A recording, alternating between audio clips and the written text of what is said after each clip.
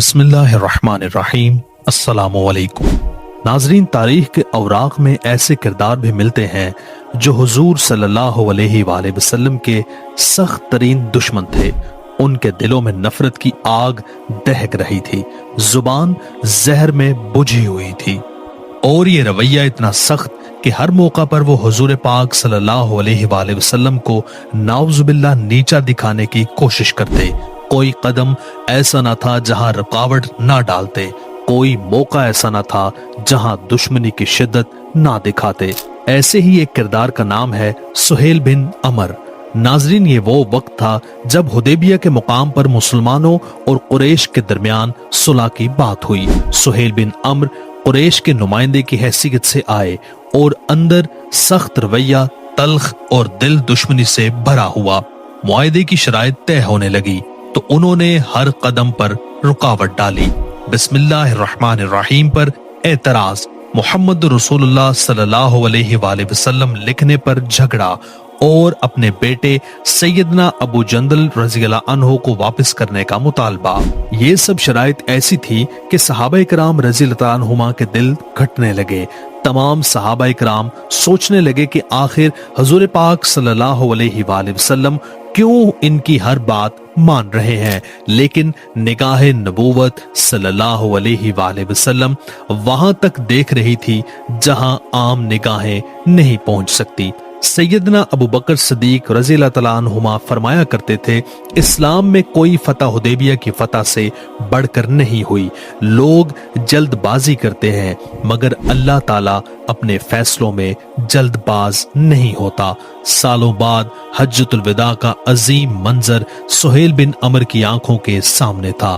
اللہ کے رسول صلی اللہ علیہ وآلہ وسلم قربانی کے اونٹ کو ذبح فرما رہے تھے۔ ایک ایک اونٹ آگے آگے بڑھ رہا تھا کہ پہلے مجھے قربان کیا جائے۔ پھر آپ صلی اللہ علیہ وآلہ وسلم نے حجام کو بلایا اور اپنے سر مبارک کے بال منڈوائے، اور دیکھنے والوں میں سہیل بن عمر بھی موجود تھے۔ وہی سہیل جو کل تک حضور پاک صلی اللہ علیہ وآلہ وسلم کے سخت ترین دشمن تھے، وہ آج آپ صلی اللہ علیہ وآلہ وسلم کا ایک ایک بال مبارک چن کر اپنی آنکھوں سے لگا رہے تھے۔ جس چہرے کو دیکھنے کے روادار نہ تھے، آج اسی کے بالوں کو اپنی آنکھوں کا سرما بنا رہے تھے۔ یہ ہے عشق رسول صلی اللہ علیہ وآلہ وسلم کی تاثیر کہ سخت ترین دشمن بھی ایک دن عاشق و شیدائی بن جاتا ہے۔ سیدنا ابو بکر صدیق رضی اللہ تعالیٰ عنہ فرماتے ہیں، میں سہیل بن عمر رضی اللہ تعالیٰ عنہ کی اس عقیدت کو دیکھ کر حیران رہ جاتا تھا۔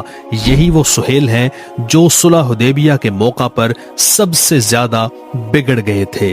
انہوں نے کہا تھا کہ معاہدے میں بسم اللہ الرحمن الرحیم نہ لکھی جائے اور محمد رسول اللہ صلی اللہ علیہ وآلہ وسلم کی جگہ محمد بن عبداللہ لکھا جائے۔ اسی موقع پر اپنے بیٹے ابو جندل کو زنجیروں میں جکڑ دیا، کیونکہ وہ حضور پاک صلی اللہ علیہ وآلہ وسلم کا شیدائی تھا، مگر آج وہ خود اسی عشق رسول صلی اللہ علیہ وآلہ وسلم کے اسیر بن چکے ہیں۔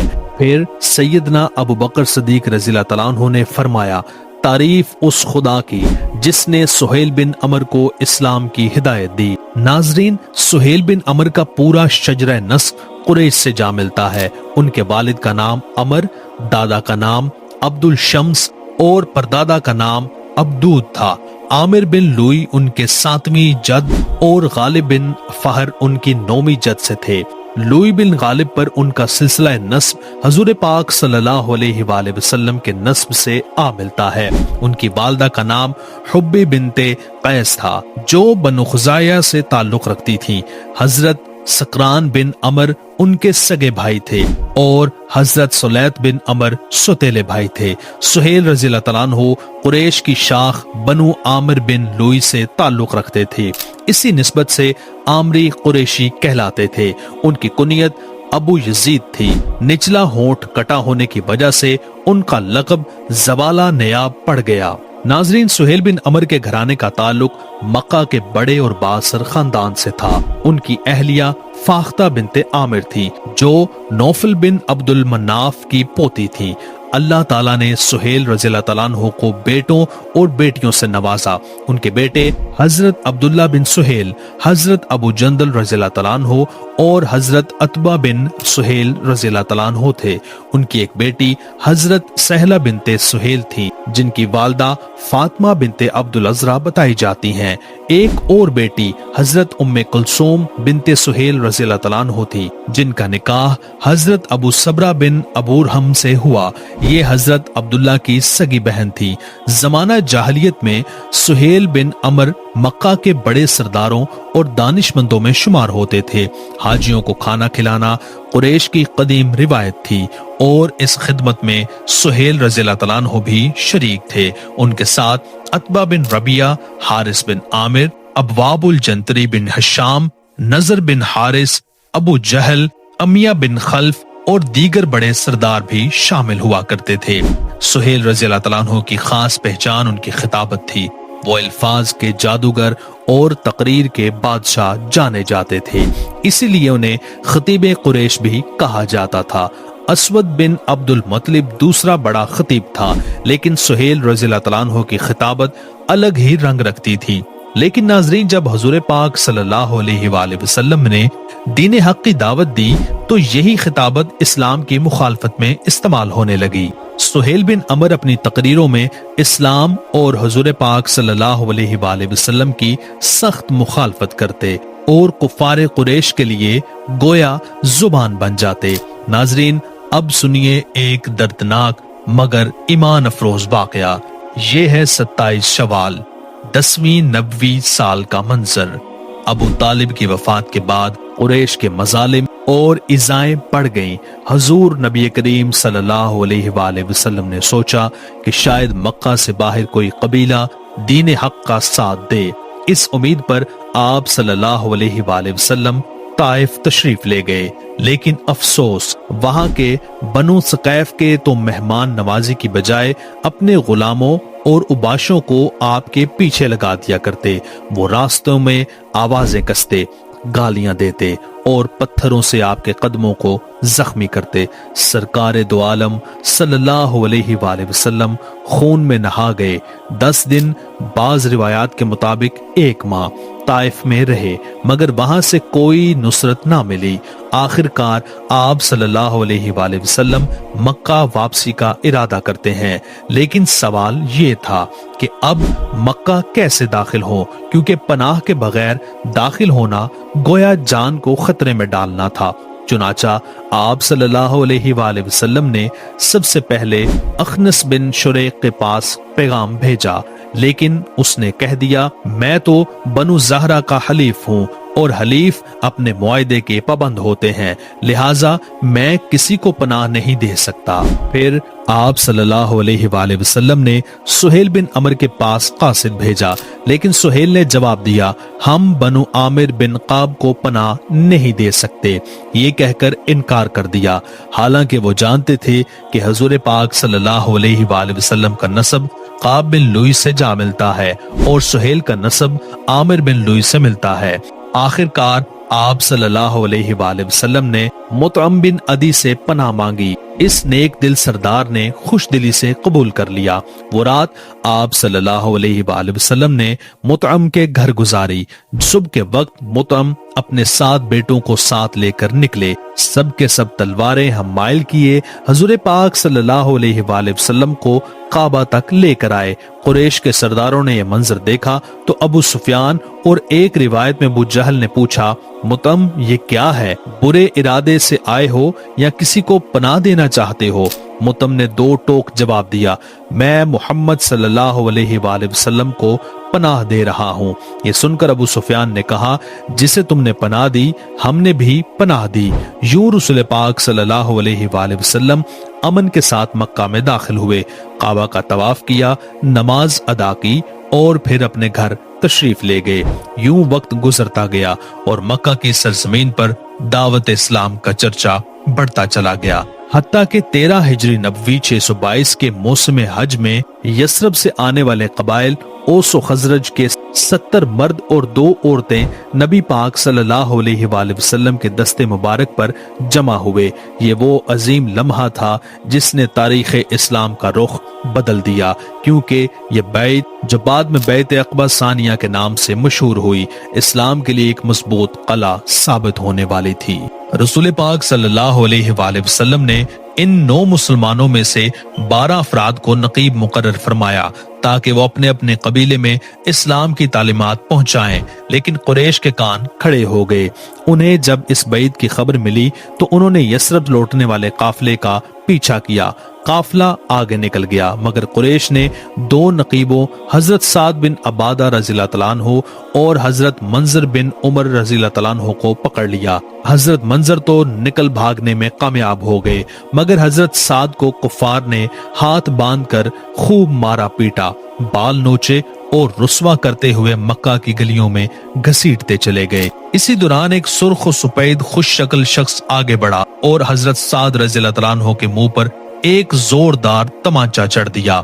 ये शख्स सुहेल बिन अमर था, जो कुरैश के बड़े रईसों में शुमार होता था। जहानत, हाजिर दिमागी और शोला बयान खिताबत ने उन्हें मक्का के सबसे बाअसर शख्सियात में ला खड़ा किया था।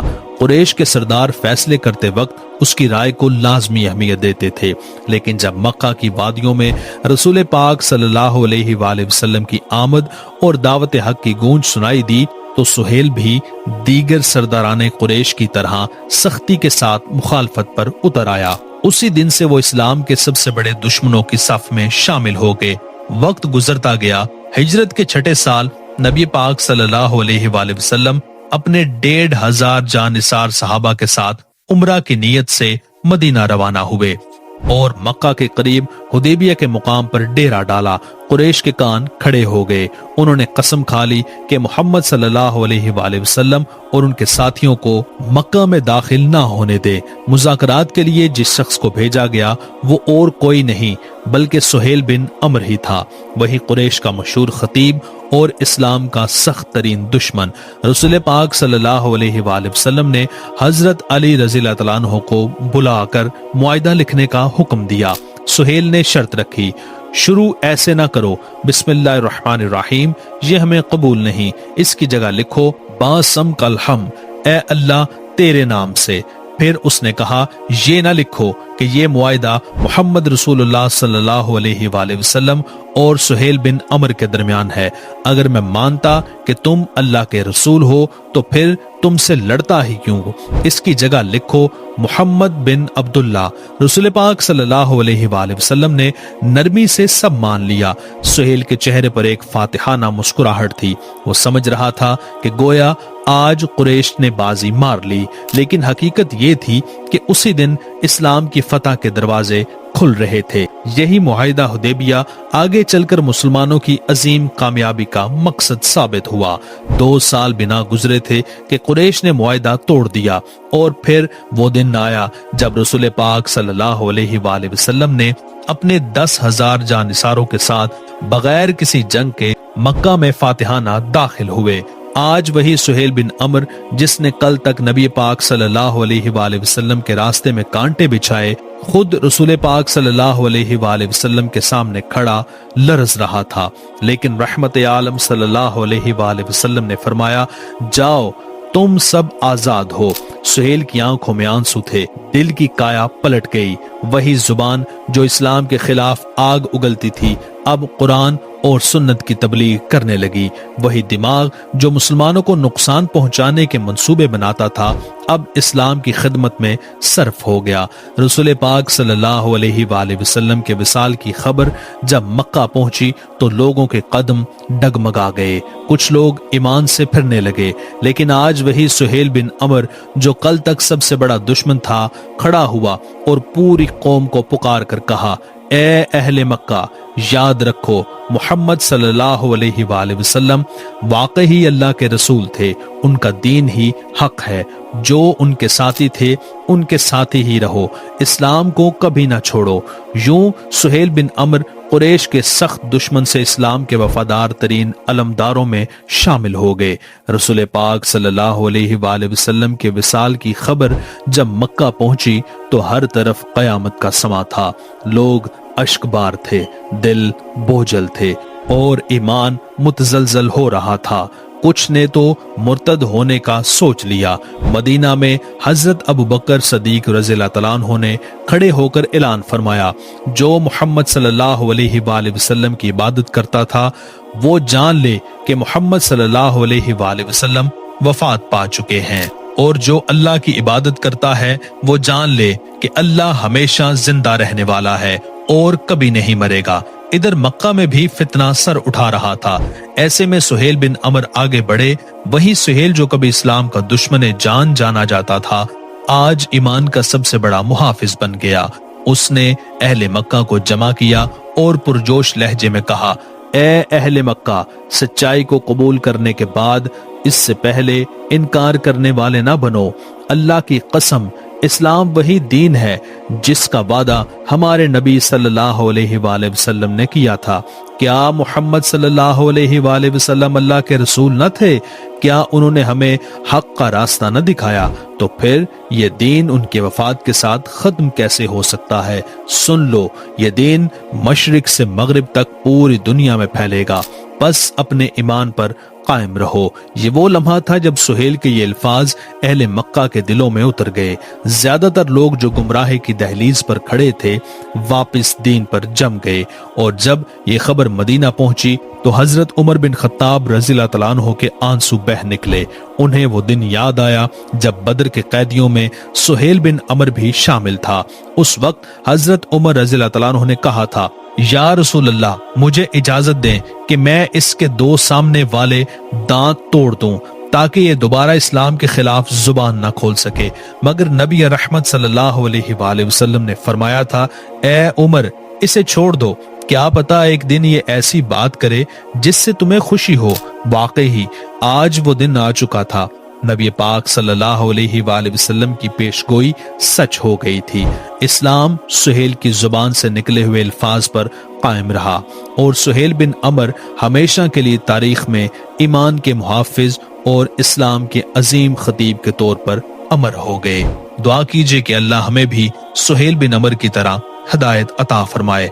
ए अल्लाह, हमारे दिलों को इस्लाम की मोहब्बत से भर दे, हमें दीन पर साबित कदम रख और हमें ऐसे अमाल करने की तौफीक दे जो तेरे पसंदीदा हो। या रब्बुल आलमीन, उम्मत मुस्लिमा को इत्तेहाद अता फरमा, हमें तफरके और कमजोरियों से बचा और हमें कुरान और सुन्नत के सच्चे पैरोकार बनने की तौफीक दे। आमीन या रब्बुल आलमीन।